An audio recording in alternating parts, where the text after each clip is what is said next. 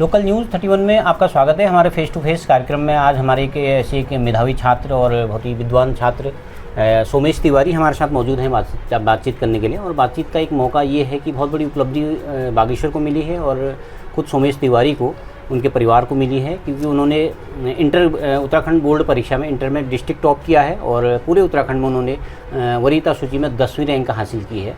और ये वो छात्र हैं जिन्होंने हाई स्कूल में भी पूरे उत्तराखंड में 13वीं रैंक हासिल की थी। तो पिछली बार भी हमने इनका इंटरव्यू किया था और ये बागेश्वर के लिए हमारे लिए बहुत गौरवान्वित होने का एक क्षण है। तो हम इनसे जानेंगे कि क्या इनकी भविष्य की योजनाएं हैं और कितनी मेहनत उसके पीछे करते थे। सोमेश तिवारी मौजूद हैं। सोमेश, आपका स्वागत है हमारे चैनल में। जी सोमेश, ये बताएं कि ये बागेश्वर ज़िले के लिए तो उपलब्धि है, ये आपके लिए व्यक्तिगत तौर पर कितनी बड़ी उपलब्धि आप इसको मानते हैं? व्यक्तिगत तौर पे भी उपलब्धि है, पर इसको मैं एक गोल के बदले एक स्टेपिंग स्टोन मानता हूँ, क्योंकि नंबरों से ज़्यादा ज़िंदगी आगे बहुत बड़ी है। तो अभी मैं इसको अपना एक स्टेपिंग स्टोन बना के आगे बढ़ने का प्रयास करूँगा। तो अभी आपकी जो रैंकिंग आई है, जितनी मार्क्स आपके आए हैं, मुझे पता चला कि आपकी उम्मीद इससे कहीं ज़्यादा थी और आपकी तैयारी इससे कहीं ज़्यादा थी, लेकिन कहाँ कमी रहेगी और कहाँ चूक गए कि आप मतलब स्टेट टॉपर बनने की उम्मीद थी और इससे अधिक मार्क्स आने की उम्मीद थी? उम्मीद तो थी, मेरे थोड़े मैथ्स में कम आए हैं और कुछ गलतियां उसमें जितना पेपर मैंने देखा उसमें उतनी ज़्यादा नहीं थी जितने नंबर कटे हैं। तो अभी इस पर आगे विचार करेंगे। पर एक गलती मेरी ये रहती है कि मैं चीज़ों को जल्दबाजी और लापरवाही से ज़्यादा सॉल्व करता हूँ, चाहे मैथ्स हो चाहे फ़िज़िक्स हो या कोई भी। तो मैं आगे एग्ज़ामिनर्स को भी यही सलाह दूंगा कि जल्दीबाजी ना करें, क्योंकि उससे आते आते सवाल भी काफ़ी गलत हो जाते हैं और फिर बाद में उसका पछतावा हो जाता है। फिर बाद में यही है कि असफलताओं के बाद सिर्फ कल्पनाएं शेष रह जाती हैं। तो कितनी बड़ी उपलब्धि आपके लिए है और इस उपलब्धि का श्रेय आप किसको देना चाहेंगे? कौन कौन इस आपके सफ़र में साथ रहे हैं अभी तक के? क्योंकि हाई स्कूल की उपलब्धि थी, अब इंटर की भी है और आपसे अब आगे की उम्मीदें और लोगों की जुड़ती जा रही हैं कि आप और खुश होने का लोगों को मौका देंगे। उपलब्धि तो है ये, नकारने का इसको कोई सवाल नहीं उठता है। इसका क्रेडिट सबसे पहले मैं अपने परिवार वालों को दूंगा। मेरी मम्मी पापा, उन्होंने मुझे काफ़ी सपोर्ट करा। मेरे दादाजी और दादी, उन्होंने भी मुझे काफ़ी सपोर्ट करा। और परिवार में ख़ास करके मेरे चाचा और मामा, उन्होंने भी हर जगह पे मेरा मार्गदर्शन करा और मुझे आगे बढ़ने के लिए उम्मीदें दी और मोटिवेशन दिया। इसके अलावा जो इस क्रेडिट के सबसे ज़्यादा हकदार हैं वो मेरे टीचर्स हैं। विवेकानंद में भी ऑलमोस्ट सारे टीचर्स नहीं, चाहे वो मुझे पढ़ाते हों या ना पढ़ाते हों, उन्होंने काफ़ी मदद करी मेरी हर क्षेत्र में। चाहे वो मैथ्स में हो, जिसमें द्विवेदी सर हमें अलग अलग नए नए तरीक़ों से पढ़ाते थे, चाहे फ़िज़िक्स में हो पहले सूरज बर्तवाल सर, जो अभी अपनी क्लास को बोरियत से नहीं होने देते थे, और आगे जाके जोशी सर, जिन्होंने हमको नए नए एक्सपेरिमेंट्स करा के भी दिखाए। और केमिस्ट्री में विनोद कांडपाल सर, वो भी हमारी क्लास को कभी बोर तो नहीं होने देते थे और साथ ही साथ लैब में भी हमें काफ़ी काम कराते थे। कभी कभी मैं उनके साथ और कुछ बच्चों औरों के साथ भी असेंबली में लैब में चले जाते थे, जहाँ पे हमने आगे भी कुछ उपलब्धियाँ हासिल करी हैं। उम्मीद इसने भी कर रखी थी, हमने भी कर रखी थी और काफ़ी इसने मेहनत भी की। रात के 1-1, 2-2 बजे तक भी पढ़ता था, बड़ी मुश्किल से सुलाना पड़ता था। तो काफ़ी स्टडी की इसने। फिज़िक्स में तो इसने बहुत अच्छा परफॉर्मेंस दिखाया था। चलिए, अब जो भी रैंक आई संतुष्ट तो होना ही पड़ेगा। 10वीं रैंक आई, ज़िले में प्रथम पोजीशन में आया है और जो भी ये भविष्य में करेगा अपनी मेहनत के बल पर, वो निश्चित रूप से अच्छा करेगा, ऐसा हमको विश्वास है। और विशेष रूप से इसकी दादी, इसकी मम्मी पापा, इन लोगों ने इसके पीछे काफ़ी इसको सेवाएं दी हैं। और इसके चाचा हैं पूरन तिवारी, जो बायोलॉजी के लेक्चरर हैं, और हेमंत तिवारी, जो हिस्ट्री के लेक्चरर हैं। इसकी बुआ और फूफा भी हैं और वो हमारा नाती है वहाँ, तो उससे भी इसको काफ़ी सपोर्ट किया। उन्हें खूब इसको मोटिवेशन दिया। तो सभी ने मिलजुल करके, अब हमारा प्रयास तो यही था, हम पढ़ा तो सकते नहीं थे, लेकिन हम केवल एक उत्साहित कर सकते थे कि अब यू कैन डू, तुम कर सकते हो और लापरवाही मत करना। इसको परीक्षा देते समय हमारा यही होता था कि भैया लापरवाही बिल्कुल मत करना, जल्दीबाजी बिल्कुल मत करना। तो इसीलिए हमको पूरा भरोसा था कि ये अच्छा करेगा। तो सोमेश, आप भविष्य में अब क्या बनना चाहते हैं? आपने क्या अपने ज़िंदगी के अपने गोल सेट करे होंगे, तो क्या बनना आप पसंद करेंगे?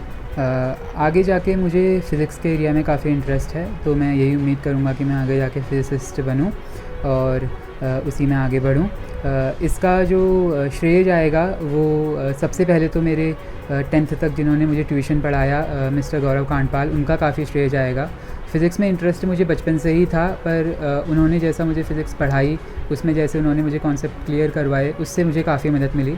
साथ ही साथ मैंने क्योंकि 10th तक शिशु मंदिर में पढ़ा है, तो उनके टीचर्स का भी काफ़ी इसमें योगदान रहा। भले ही मैंने आगे विवेकानंद को स्विच कर लिया हो किसी कारण की वजह से, पर मेरी नींव शिशु मंदिर में ही रखी गई थी।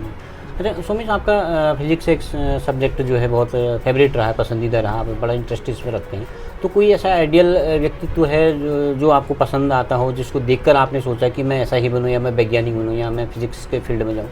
आइडियल कोई एक इंसान नहीं है, क्योंकि फ़िज़िक्स भी काफ़ी ब्रॉड है, तो उसमें अलग अलग क्षेत्र में अलग अलग इंस्पिरेशन के हकदार रहे। अगर मैं कंटेम्प्रेरी फिजिसिस्ट की बात करूं तो सबसे ज़्यादा जो मुझे इंस्पायर करते हैं वो हैं एडवर्ड विटेन। उन्होंने भी सुपर सिमेट्रिक गेज थियरीज़ और स्ट्रिंग थियरी में काफ़ी योगदान दिया है। साथ ही साथ अगर मैं इंडियन फिजिसिस्ट की बात करूं तो गोपाचारी और अशोक सेन, जो स्ट्रिंग थियरी के पिलर्स में आते हैं, वो भी मुझे काफ़ी इंस्पायर करते हैं। और अगर वैसे ओवरऑल देखा जाए तो श्रोडिंगर हो गए, प्लैंक हो गए, लेव लैंडौ हो गए, इनसे भी मुझे काफ़ी इंस्पिरेशन मिलती है। जी सोमेश, जब मैं आपके परिवार के मेंबरों से बात कर रहा था तो मुझे पता चला कि आपकी विदेश की जो यूनिवर्सिटीज़ हैं या रिसर्च इंस्टीट्यूट हैं, उनमें बहुत दिलचस्पी आप रखते हैं, उनके वहाँ के प्रोफेसर से आप संपर्क में रहते हैं। अमेरिका है, यूरोप है, यूएस है, तो क्या है, थोड़ा सा अगर हमारे दर्शकों को बता दें तो क्या आपकी भविष्य की योजना क्या ये है कि आप फ़ॉरेन से कहीं से डिग्री लें या फिजिक्स में वहाँ से रिसर्च करें, ऐसी योजना है? जी, मेरी योजना अभी भी इसी की इंक्लिनेशन था कि मैं बैचलर्स के लिए यूएस में जाऊं। वहाँ से काफ़ी यूनिवर्सिटी से ऑफ़र लेटर भी आए, पर अभी जैसा वहाँ का पॉलिटिकल क्लाइमेट है तो इससे पीछे रहना ही समझदारी का कार्य होगा। पर रिसर्च यूनिवर्सिटी से भी मेरी काफ़ी एफिलिएशंस हैं, चाहे यूएस में स्टोनी ब्रुक हो गया और सूजी हो गए, और MIT, प्रिंसटन, इनसे भी कुछ प्रोफेसर से मेरी बातचीत होती रहती है। काफ़ी PhD स्टूडेंट्स के साथ मेरे भी कनेक्शंस हैं। स्पेशली अभी सिटी यूनिवर्सिटी ऑफ न्यूयॉर्क में डाल्टन सरदक्तिवाल काफ़ी अच्छा काम कर रहे हैं अलजेब्रिक टोपोलॉजी में, उनसे भी मेरी लगातार बातें होती रहती हैं। साथ ही साथ मैंने पिछले ही अक्टूबर में टर्की में एक ऑनलाइन टॉक दी थी अपनी brane inflation and pre big bang cosmology पे। तो एनाटोलिया टर्की में भी काफ़ी अच्छे संपर्क उसी की वजह से मेरे बने, प्रोफेसर्स और रिसर्चर्स से मिलने का मौका मिला। साथ ही साथ 2024 एडिशन ऑफ बीमलाइन फॉर स्कूल्स में भी हमारी एक स्कूल की टीम फाइनलिस्ट रही। उसमें हमने हाई टेम्परेचर सुपर कंडक्टर्स पे इरेडिएशन की रिसर्च करी थी। इसमें मैंने नए कंप्यूटेशनल मॉडल्स भी अप्लाई करे GNT4 ऑफ लूका की मदद से, तो वो भी एक मेरा पर्सनल प्रोजेक्ट एक अच्छा रहा। सुमेश, जनरली हम जब बच्चों से बात करते हैं तो वो बताते हैं कि हम प्रशासनिक सेवा में जाना चाहते हैं, DM, SP और डॉक्टर, इंजीनियर बनने की का ख्वाब सब देखते हैं। आपने मतलब इतना हाई गोल एक सेट कर रखा हुआ है, तो क्या इसकी वजह क्या हो सकती है? मतलब डॉक्टर, इंजीनियर और प्रशासनिक सेवाएं भी काफ़ी अच्छी जॉब्स हैं, पर इनको ना चुनने का एक मेरा रीज़न ये है कि ये मुझे उतना एक्साइट नहीं करते, क्योंकि कहीं ना कहीं इन फील्ड्स में जाके हम किसी एक कार्य में बंध जाएंगे। जबकि फ़िज़िक्स ही नहीं, कोई भी रिसर्च सब्जेक्ट्स ऐसे हैं जिनमें हमको खुली छूट मिल सकती है। फ़िज़िक्स में काफ़ी एरियाज़ अनडिस्कवर्ड हैं, मैथमेटिक्स में काफ़ी कंजेक्चर्स हैं, केमिस्ट्री में भी ऐसी ही चीज़ें हैं जिसको हम आगे खोज कर सकते हैं, पर और हमें इसमें टाइम की कोई बंदिश नहीं मिलती। कोई हमको फोर्स नहीं कर रहा है कि आपको ये रिसर्च इतने टाइम के अंदर पूरी करनी है, आपको ये पेपर इतनी जल्दी निकालना है। तो ये भी मेरा इसको चुनने का कारण था। एक कारण ये भी था कि फ़िज़िक्स मुझे बचपन से एक्साइट करती है कि चीज़ें काम कैसे करती हैं, अंडरलाइंग प्रिंसिपल्स क्या हैं, लॉ अगर कोई चीज़ फॉलो कर रहा है तो क्यों कर रहा है, ये भी उसका एक कारण था। जी, अच्छा सोमेश, थोड़ा सा ये बता दीजिए कि आपकी फ़िज़िक्स में तो काफ़ी आपका इंटरेस्ट है, और भी कोई आप शौक़ रखते हैं, कोई जो आपके व्यक्तित्व को और ब्रॉड बनाते हों, तो ऐसा कोई आपके अंदर और शौक़ है? जी, मुझे टीचिंग का भी काफ़ी शौक़ है, तो इसके लिए मैंने ऑनलाइन काफ़ी गाइड करा है लोगों को। इसमें काफ़ी मेरे लेक्चर्स भी ऑनलाइन हुए हैं, टॉक्स भी हुई हैं। हाल ही में मेरा एक IIT कानपुर में वेपा कॉन्फ्रेंस में भी एक लेक्चर ड्यू था, पर क्योंकि हमारे स्कूल में उसी समय पेपर हो रहे थे तो उसकी वजह से वहाँ जाना कैंसिल हो गया। वो टॉक अभी भी अगर दर्शक सर्च करेंगे तो उनको मिल जाएगी। टेंसर परटर्बेशन था जिनसे मैं प्राइमोर्डियल ग्रेविटेशनल वेव्स को समझा पाता। और इसी के साथ साथ मुझे खेलों का भी शौक़ है। ज़्यादातर मैं चेस खेलता हूँ पहले मैं बैडमिंटन खेलता था, पर अभी क्योंकि वैसा माहौल उतना नहीं मिल पाया तो वो मैंने छोड़ दिया। इसी के साथ साथ कंप्यूटर साइंस में भी मुझे काफ़ी इंटरेस्ट है। मैं साइबर सिक्योरिटी और ऑफेंसिव सिक्योरिटी में 2 साल मैंने कोविड के टाइम पे फ्रीलांसिंग करी थी। उसमें मैं डिजिटल फोरेंसिक्स में काम करता था। उसमें मेरी स्पेशलिटी जावा में बाइट कोड मैनिपुलेशन और इंजेक्शन था। इसी के साथ साथ मुझे बायोलॉजी में भी काफ़ी चीज़ों का शौक़ है। मैंने एक रिव्यू पेपर लिखने की कोशिश करी थी ऑन्कोजीन्स पे और कैंसर सेल बायोलॉजी पे। साथ ही साथ हमारी स्कूल की लैब से हमने एक नया इनिशिएटिव स्टार्ट करा था नैनो मशीन्स को लेके। तो मैंने अराउंड सितंबर के आसपास 2024 में एक मॉलिक्यूलर रेक्टिफाइंग डायोड बनाया था नैनो मशीन से, और कुछ नई अनऑर्थोडॉक्स मेथड्स का यूज़ करके हमने उसका सिंथेसिस करा, क्योंकि इतनी एडवांस भी टेक्निक्स हमारे पास उपलब्ध नहीं थी। तो ये भी मेरे शौक़ थे जी। अच्छा, मुझे पता चला कि आपका साहित्य में भी बड़ा शौक़ है और उसमें लेखन में, कविता लेखन में भी आपका शौक़ है साहित्य? जी, मुझे इंग्लिश और हिंदी दोनों ही साहित्य काफ़ी अच्छे लगते हैं। साथ ही साथ मैं अपने फ्री टाइम में कविताएं भी लिखता हूँ, हिंदी इंग्लिश दोनों में। हालांकि मेरी मदर टंग हिंदी रही है, पर इंग्लिश लिटरेचर में मेरा ज़्यादा रुझान है। उसमें specially Gothic writers like Edgar Allan Poe हो गए, रशियन राइटर्स काफ्का, डोस्टोयेव्स्की, इनके भी मुझे नॉवेल्स काफ़ी पसंद आती हैं।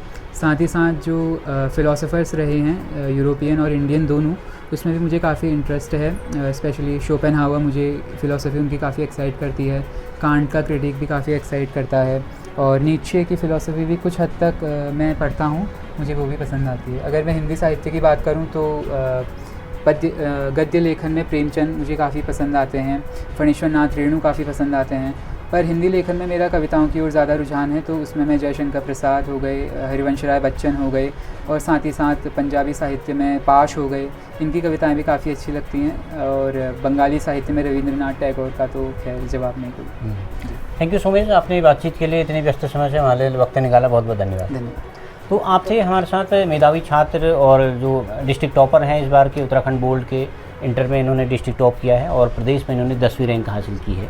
तो ये थे हमारे साथ सोमेश तिवारी, और इनका एक हाई गोल इन्होंने सेट करके रखा हुआ है। ये विदेश भी जाना चाहते हैं और फिजिक्स में और साइंटिस्ट बनना चाहते हैं। बहुत सारी इनके मल्टी टैलेंटेड एक व्यक्तित्व सोमेश के अंदर दिखता है, और हमें उम्मीद है कि सोमेश इसी तरह से खुश होने का, हम लोगों को, बागेश्वर को, अपने परिवार को खुश होने का ऐसे बार बार मौका देता रहेंगे।